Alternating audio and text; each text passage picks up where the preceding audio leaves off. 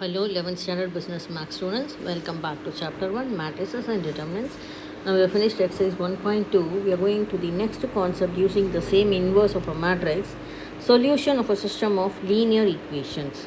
So linear equations means you will have the power for x as 1. Okay, x power 1, y power 1, z power 1. How many variables you have? All those will have powers as 1. So those are called as linear equations. So here we have got a set of linear equation a11x1 a12x2 dot a1nxn equal to b1. So similarly we are going up to bm. Okay, so that you have written it in the matrix form. You are taking the coefficients alone of the variable and writing it in one matrix, and the x variables alone in another matrix format, and equal to similarly the constant this side also you are writing it as b1 b2 bm. Okay, so this is you are going to name it as a, this variable as x, and this constants as b.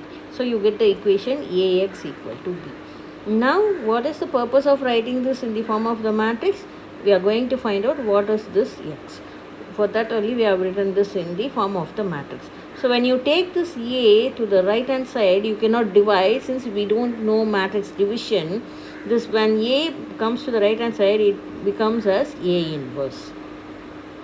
So the same concept we are going to use here also for a inverse, and after finding inverse you are going to multiply with this b matrix, and then you are going to find out the values for x. Okay, so for us in general it is x, but here when you will get it in two variables and three variables. We have got only up to three variables, so xy in two variables and xy is in three variables. So xy two variables means you will get a 2 cross 2 matrix, and if it is three unknown, three variables xy z means you will get 3 cross 3 matrix.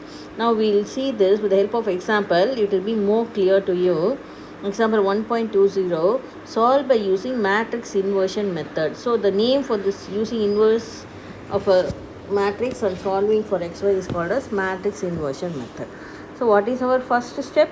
We are going to write the coefficient. This is equation number 1 and this is equation number 2.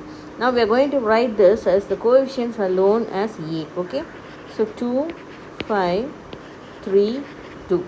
This is going to be our a. Then this x and y is going to be our x, and the constant is going to be b. Okay, so we have got a x equal to b. Now you have to find out a inverse, because we want this is going to become as a inverse b. So this a comes to the right hand side as a inverse. So for a, to finding out a inverse, what are the steps? We know that there are 4 steps.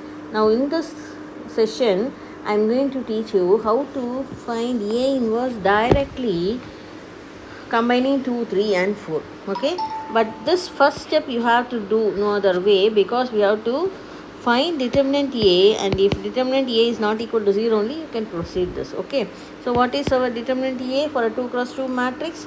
You are going to just expand it. So it is nothing but diagonally multiplying 4 minus 15, that is equal to minus 11, not equal to 0. Therefore a inverse exists. So we can proceed with our other steps. Now for 2, 3 I have already joined for you the step shortcut method.